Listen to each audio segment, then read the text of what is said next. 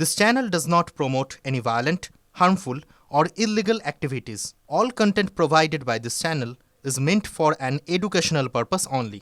বিমানবন্দরে সাংবাদিকদের মুখোমুখি হয়েছেন অভিষেক বন্দ্যোপাধ্যায়। দেখুন।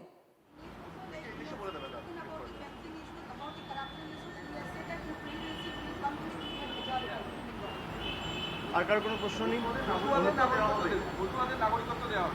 দেখুন, এই চিত্রনাট্য তো প্রায় আমরা 5 বছর ধরে দেখছি, আর একই ক্যাসেট প্রায় বাজিয়ে গেছেন। আমি জানি না উনি বেঙ্গলের পলিটিক্স কতটা ফলো করেন। উনি অনুপ্রবেশ নিয়ে যে কথাগুলো বলেছেন, আমি অমিত শাহকে অনুরোধ করব যে দয়া করে উনার রাজ্যসভার এমপি দুদিন আগে যে বক্তব্য রেখেছেন অনন্ত মহারাজ, তার কথাটা মন দিয়ে শুনতে। 2 মাস আগে তাদেরই লোকসভা এমপি জগন্নাথ সরকার যে কথাটি বলেছে সেই কথাটি মনোযোগ দিয়ে শুনতে। আমি বলছি না 50 জনের বেশি বিজেপির এমএলএ যে রাজ্যসভার সাংসদকে পদ্মফুল চিহ্নে জিতিয়ে রাজ্যসভায় পাঠিয়েছে, সেই বিজেপির সাংসদ অনন্ত মহারাজ বলছেন যে দেশের স্বরাষ্ট্রমন্ত্রী হচ্ছে সবথেকে বড় ঘুষপেটিয়ার পাকিস্তানে। আমার কথা না, যে বিজেপির সাংসদকে বিজেপির বিধায়করা নির্বাচিত করে সংসদে পাঠিয়েছে সেই বিজেপির সাংসদ বলছে। 2 মাস আগে লোকসভার সাংসদ রানাঘাটে জগন্নাথবাবু, সে বলছে যে বিজেপি যদি বাংলায় ক্ষমতায় আসে তাহলে আর বর্ডার বলে কিছু থাকবে না। সেই বর্ডার অমিত শাহ সিকিউর করার জন্য মমতা বন্দ্যোপাধ্যায়কে দায় দিচ্ছে। যে বিজেপি দলের সাংসদ বলছে যে যদি বাংলায় বিজেপি ক্ষমতায় আসে তাহলে ওপার বাংলা আর এপার বাংলায় এক করে দেবো, কোনো কাঁটাতারের বেড়া আর থাকবে না। কে বলছে? জগন্নাথ মজুমদার। আমি বলছি না, তৃণমূল বলছে না, বলছে বিজেপির নির্বাচিত সাংসদ। বিজেপি কি তার বিরুদ্ধে কোনো শোকজ নোটিশ সার্ভ করেছে?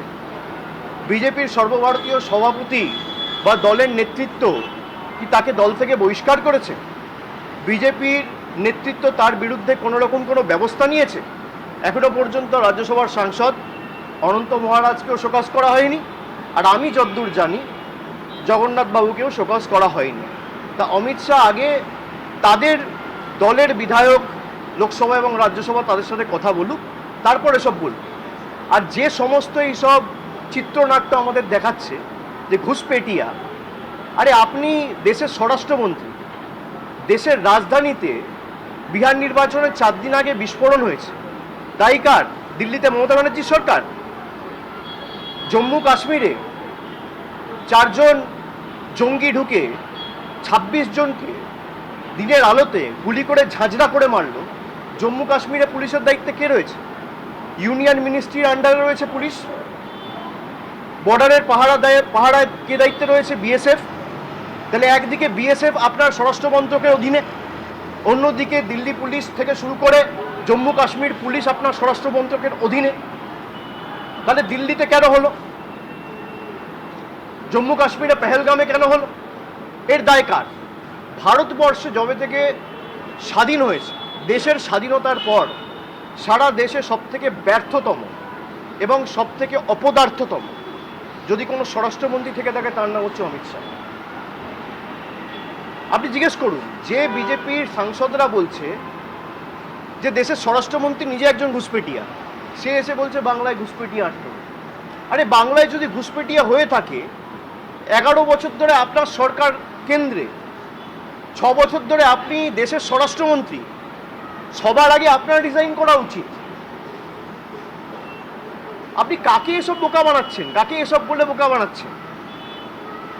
আর মতুয়াদের যেভাবে ওই নাগরিকত্ব দেখিয়ে আপনারা গাজর দেখিয়েছেন, মতুয়াদের প্রতিনিধি ভারতীয় জনতা পার্টির লোকসভার সাংসদ এবং বিধায়করা বলছে যদি মতুয়ার নাম বাদ যায়, বাদ যাবে। এ আবার তৃণমূল বলছে না, বিজেপির লোকেরাই বলছে। দুর্নীতি বন্ধ করার কথা বলছে, আর সবথেকে বড় দুর্নীতিবাজটাকে পাশে বসিয়ে প্রেস কনফারেন্স করছে, যাকে টিভির পর্দায় টাকা নিতে দেখা গেছে। এই হচ্ছে ভারতীয় জনতা পার্টির রাজনীতি। যারা বাংলাকে অপমানিত করেছে, উনি গুয়াহাটি থেকে বাংলায় এসছে কালকে ফ্লাইটে। আসামের মুখ্যমন্ত্রীর নাম হচ্ছে হিমন্ত বিশ্ব শর্মা। তিনি 2 মাস আগে বলেছেন যদি কেউ বাংলায় কথা বলে তাকে ধরে ডিটেনশন ক্যাম্পে নিয়ে যাও, জেলে ঢোকাও। আপনি হিমন্ত বিশ্ব শর্মার বিরুদ্ধে কি ব্যবস্থা নিয়েছেন? বাংলার ইতিহাস জানেন না। রবীন্দ্রনাথ ঠাকুরকে আজকে বলেছে রবীন্দ্রনাথ সান্যাল। রবীন্দ্রনাথ ঠাকুরের জন্মস্থান জানেন না। এদের নেতারা মা দুর্গার বংশ পরিচয় নিয়ে প্রশ্ন তোলে, ঈশ্বরচন্দ্র বিদ্যাসাগরের মূর্তি ভাঙে, স্বামী বিবেকানন্দকে বামপন্থী প্রোডাক্ট বলে। তাদেরকেই পাশে বসিয়ে অমিত শাহ প্রেস কনফারেন্স করে বলে সোনার বাংলা তৈরি করব। এই হচ্ছে বিজেপির প্রকৃত স্বরূপ। সুতরাং বিজেপি সম্পর্কে যত কম বলা যায় তত ভালো, গলা বিশ্রাম পাবে। গত নির্বাচনে এরা নির্বাচনের আগে পরিযায়ী পাখির মতো আসে। যখন বাংলার মানুষ 100 দিনের টাকা পায়নি, হা করে চিৎকার করেছে, তখন একদিন এসে মানুষকে রিলিফ দেয়নি। আজকে 2 মাস পর নির্বাচন, তাই হঠাৎ করে বাংলার কথা মনে পড়েছে। পরিযায়ী শ্রমিক, পরিযায়ী পাখির মতো।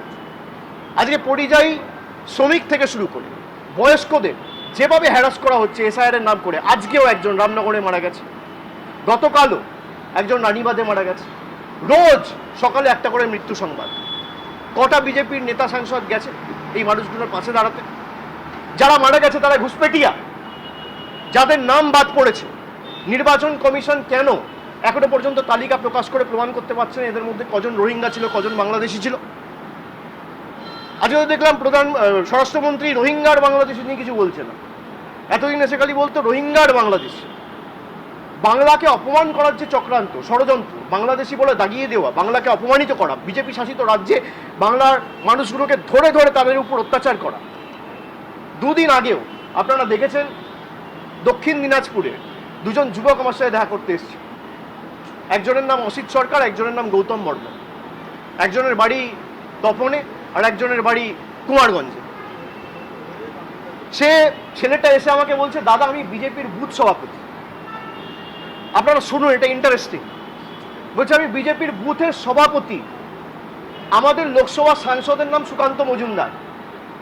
আমি বম্বেতে চাকরি করছি আজকে প্রায় 20 বছর। আমাকে মহারাষ্ট্রের পুলিশ ধরে নিয়ে থানায় ঢোকালো। আমি আমার বাড়িতে ফোন করে বউকে বললাম সুকান্ত দার সাথে গিয়ে কথা বলবো। আমার বউ গিয়ে হাউমাউ করে কেঁদেছে, একটা ফোন করেনি পর্যন্ত। মহারাষ্ট্রের সরকার বিজেপি, আর বালুরঘাট সাংসদের নাম হচ্ছে সুকান্ত মজুমদার। এই হচ্ছে বিজেপির প্রকৃত স্বরূপ। বলছে আমাদের একমাত্র দোষ আমরা বাংলায় কথা বলেছি। বিনা কারণে, কোনো রকম কোনো কারণ ছাড়া আমাদেরকে 7 মাস জোর জবরদস্তি জেল খাটিয়েছে। এরকম ভুড়ি ভুড়ি উদাহরণ রয়েছে, 1000-এর উপর কেস রয়েছে।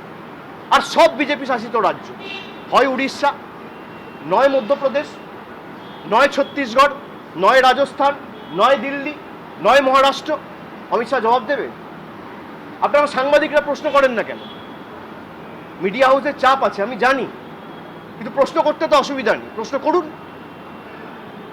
যে আপনি রবীন্দ্রনাথ ঠাকুরকে বলছেন রবীন্দ্রনাথ সান্যাল, প্রধানমন্ত্রী বঙ্কিমচন্দ্র চট্টোপাধ্যায়কে বলছে বঙ্কিম দা, রবীন্দ্রনাথ ঠাকুরের জন্মস্থান চেনেন না, পঞ্চানন বর্মাকে বলছেন পঞ্চানন বর্মন। আপনারা কি বাংলা নিয়ে কাজ করবেন? আপনার বিধায়ক সাংসদরা বলছে মতুয়ার নাম বাদ গেলে যাক।